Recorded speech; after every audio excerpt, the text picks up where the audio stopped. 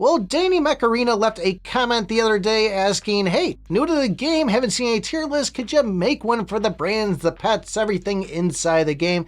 And I figured, hey, let's do something with the brands, but given how many different builds there are in it, different game modes you're going into, there could be a ton, or probably 20 or 30 different tier lists you could make. So I figured, let's just go through every single brand, talk about some of the perks and positives of them, and when you should be using them, and even which game mode they're going to really shine in. Now currently I believe there is 22 different brands inside the game. 10 of them are just going to be regular, 9 of them are going to be S grade, and then now recently added to the game, 3 of them are going to be SS grade. And where you may find yourself starting off using a lot of just the normal ones, throwing a couple of the S grades in there, eventually you would think as you moved up, you'd probably want to go and use 3 SS grades and a single S grade. But that's not always the case on this, as those can take a while to get leveled up, but also sometimes these regular ones are actually pretty beneficial for your build. Well, maybe besides the green slime here, I don't think I've ever really seen anybody use this one, but I guess it could be good with that each basic attack or ultimate 25% chance to reduce the enemy healing by 30%.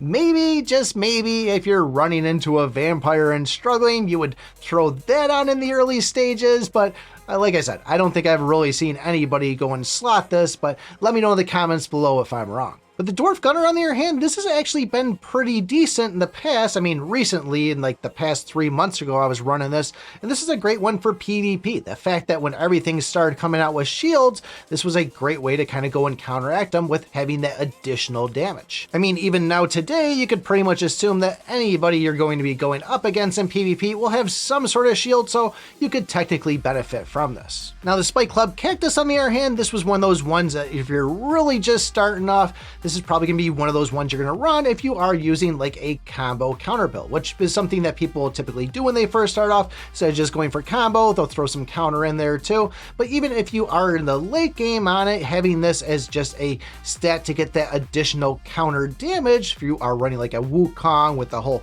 mailbox there, this could actually be something that would be pretty helpful to you. Given that we only have 4 slots, so you might find something that's going to work a little bit better, but this is always a fair candidate. And now that we can go and take things past Mythic Plus 2, get those extra bonus stats, keep this one in the back of your mind if you are playing around counter. Oh, and not to mention, if you are first starting off, having that counter skill will give you those additional counter rate to it to help pop those things off. The Bone Club Gown, this was another one that was actually really good for me in the beginning, and I actually still like this. Unfortunately, there's better things I can slot now, but this was one of the things I was using with that Spike Club. I think I was also using it with the Murloc there too, if I'm thinking of the right one. But the fact of that heavy blow, of having the additional crit rate, not to mention the crit damage, this was working incredibly well with that Mythic Nomad build. Don't know if I said that already. I recorded this over a couple of times already. Even when I was going and using the Whisper, I'd like to have this slotted too, just to get that extra damage. There was a lot of crit out there, so this was a nice addition to that. And it was the Nimble Murloc I was running with those two, and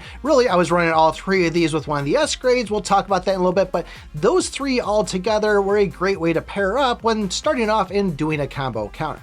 Now, the actual Murloc here is still a good one here. We are going to get that global combo damage. This is something I still have slotted right now with my helos, given that that's something I'm focused on, is that combo damage. I'm not really too worried at this point about the actual combo percentage, because once you get one of these things up to a Surpass +4, you're getting a pretty good combo rate from the weapon itself. Given that combo is still a pretty strong starter in the game, if you are using something like the Sky Splitter, then this is something that I would definitely slot if you are going that route. The Hellhound, on the other hand, this was one I was slotting a little bit here and there. I think I was using this more when I had the Whisperer. The fact that I did have the Sharp Rogue out there, we had the Sky Flame Ring. I was kind of just trying to do everything I could to go and get some extra flame. And even the Star Staff, I was using that for a while. I think that was actually my first S grade I was pushing, so that might have been the real reason I was using it, but this was one of those ones that I was able to get kind of to Mythic before I got a lot of the other ones, so it just made sense to toss it in, get those global percentage stats for having it at a higher rarity, and then still benefit from those flame waves too. Unfortunately though, right now, the whole fire damage just isn't really doing as much as what other weapons are doing, but we'll have to wait to see when new SS gear comes out and we start seeing things like that Star Staff meeting that group. But Harpy was one that I ran for a while also, and this was kind of the ideal one with going in and using my Reaper Staff, or now the Nashir Scepter on. And eventually we did find out that going and using the Joker was putting out more damage than having this thing, but this was a great one for me. When those bolts were my main source of damage, this was a great way to just make sure I was popping off 2 of these things each time. And not to mention the additional lightning damage was also a help, but this is one, if you are running a Reaper, you should have this thing slotted in. Oh, and the good old Pirate Swordsman, this was the staple for our Sky Splitter for the longest time. Still is. If you are running the Sky Splitter or running the Alorian Sword, I would still have this on to just make sure you're getting that additional basic sword aura. Sword aura, sword chi, whatever the other sword key, they've got a million names for it. Don't know why they can't just name stuff one thing inside this game, but at any rate, this is a good one to go for if you're running either one of those 2 weapons. When I was running this, I was actually using my Bone Legacy, getting the extra combo out of that, and even I think the first skill, don't know if it's still the same, but that one was additional damage for that sword chi, so it all kind of worked pretty well for me, and I was able to push a good amount of chapters. But the Goblin Warrior, this is one that I did try for a little bit when I would go and pop on those builds for the counter builds there, try the Wukong, try everything that was going to absolutely be around counter. I am not a counter player though, so for me this wasn't anything I typically would use, but if you are going that route of building a counter as your main priority, then this is going to be a key one. And the fact that those seem to really work a lot around shields and light spears, and this is going to be an easy way for you to get an additional too. If you have it at Mythic, even if you have it at Epic, still a good choice depending on where you are in the game, but this one is going to be your counter brand. And finally, we have the Sharp Rogue, and this one just brings back memories for me of the good old days of playing the Whisperer, having this thing at Mythic, having the Sky Flame ring on, getting those 200 dagger hits, and just watching this thing just flame wave after flame wave after flame wave. It was absolutely wonderful doing that.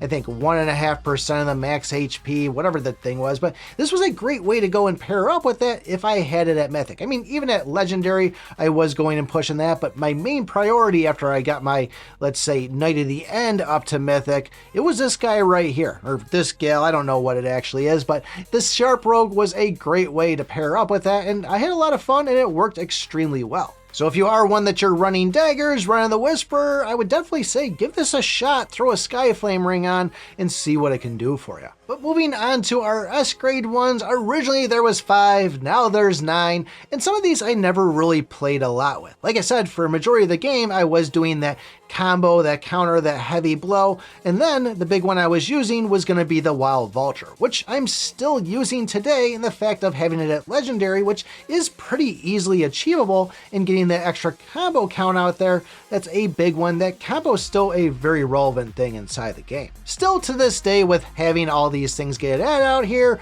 all these chests need to be used on other things, I still have it at Legendary, so I'm not really acquiring that Mythic stat, but it's on my list. It's one of those things I need to do when I can just go and get enough of those S-grade legacy boxes to pump it into that. But the other one that I would use a lot when I finally switched over to the Reaper Staff or even the Nashir there was the Wise Archdemon. And having this at Mythic is a pretty big staple on it there. Having that skill crit rate plus 15% was a huge damage bonus for me. And if this is something you're running a skill build, then this is something you want to try to have slotted. But fire and poison damages wasn't anything that was really too much of a plus for me. I mean, it was nice to have it there, and same thing with ice, but really it was all around the lightning for that one too. Now the Phantom Assassin, this was one that I really didn't know what the purpose was. We just always thought that physical damage for the longest time was like a basic attack until they actually finally gave some clarification inside the actual stat sheet there. But as you can see all the way down the bottom, these are going to be towards your daggers, your sword aura, and light spear is what physical damage is. So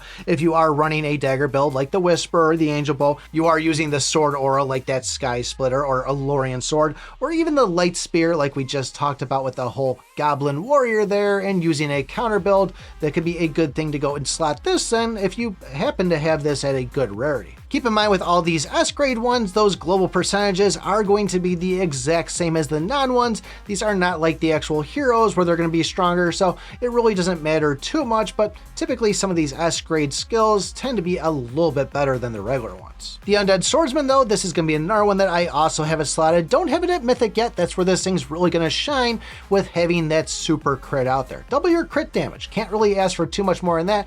Now having that White Robe Wizard out there and having the cap increase of our crit, this is becoming something that's more and more powerful, and you're seeing more players use it. Still, once again, throw it on the list there, like my wild vulture of needing more of those chests to go and pump into this thing to get it upgraded. But the Stone Guardian, this was one I never really jumped on the bandwagon of that one either. This became very popular once again with the whole shield thing that it was pushing out, starting out with that basic attack shield, having a global damage increase when the shields were out. I knew a lot of people that were running this with a couple of other brands and really relying around those shields. Once again, the whole Wukong, the whole counter build, shield, shield, shield, this was something you would see them slot a lot of the time. Still, given that we're not really building like that now, I still see a lot of people using this, and the fact that we still pretty much have shields on all the time. Now, the 4 new ones here that have slowly been added over, where you can pretty much grab one out of the limited brand selection box, makes these incredibly easy to put some stars behind. The first one was going to be the Lava Giant, and this was a good attempt here of making those flames more powerful, making the Star Staff a little bit more useful, but I don't think we're seeing a lot of people using this, and it was a good attempt, but it just wasn't putting out the numbers as what people would like to see compared to some of the other weapons at that time. I could be wrong on this, but I think once we go and see the SS gear come out for those other weapons, especially that Star Staff, this might be one of those things that you start seeing people use this more. But we gotta wait for those SS pieces of gear to come out first, but just know that this thing's here if that's a direction you're gonna go. And regardless of what the meta is, if you are using the Star Staff right now, then yes, slap this thing on. This is gonna be very helpful for you. The Mecha Titan, once again, this is another one of those ones, as we talked about with that Stone Guardian there and that Goblin Warrior. This was what a lot of people were slotting in with that whole Wukong counter build. Durian, now Mailbox, this was one of those staple things also, and these actually all became to be a pretty pain in the butt to go up against. The fact of all the HP, all the shields, it was pretty much making it where people were timing out, and next thing you know, you were getting a defeat when neither of you were dead.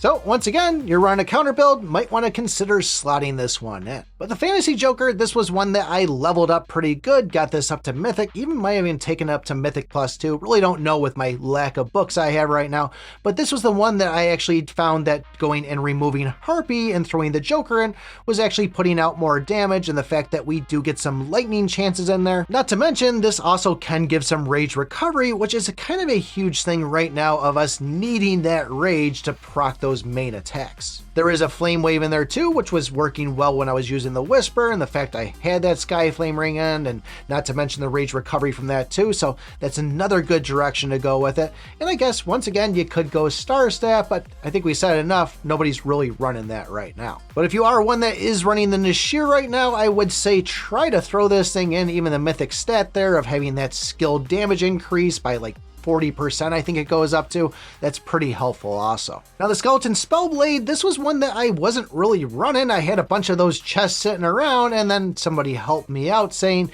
hey, you should throw that thing on. Your speed is pretty weak.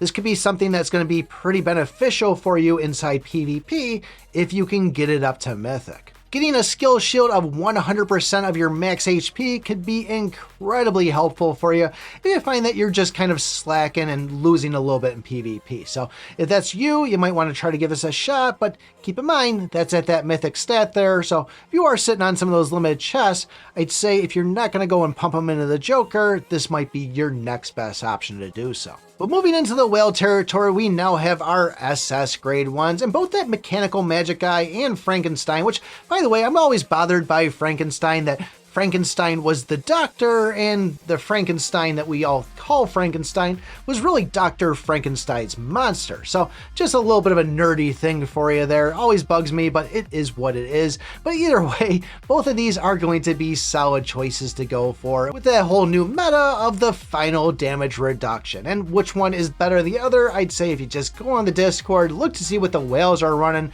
Somebody's probably done a good breakdown of these. But me, myself, I don't really have them in a good rarity. I'm not using either one of these, but just know it's all part of that final damage reduction meta there, and if you can get these things up high enough, having not alone those global percentages, which are going to be double of what the S and regular ones are, huge gain buff right there, but just knowing that that's going to be what everybody's kind of building around at that later point. But as I said earlier with that White Robe Wizard, this is one that I actually regret not going and spending my Ninja Turtle money on that instead, but this one is very strong in the fact that we are going to get that +2 with that Mythic, which will increase your crit rate cap from 500% up to 700%.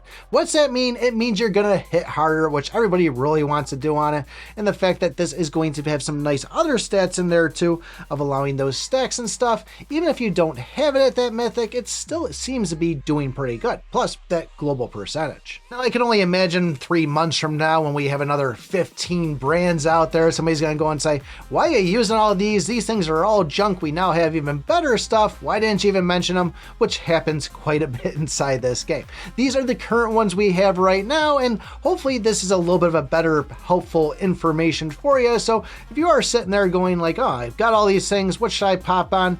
At least you know a little bit better of what these things do. But with this game being out for over 11 months, or me playing for that long, I gave some of my best advice within under 8 minutes, which could probably save you a good chunk on your wall. If you want to know all about it, take a look at this video right here. Thanks for watching, and remember, I pick my butt.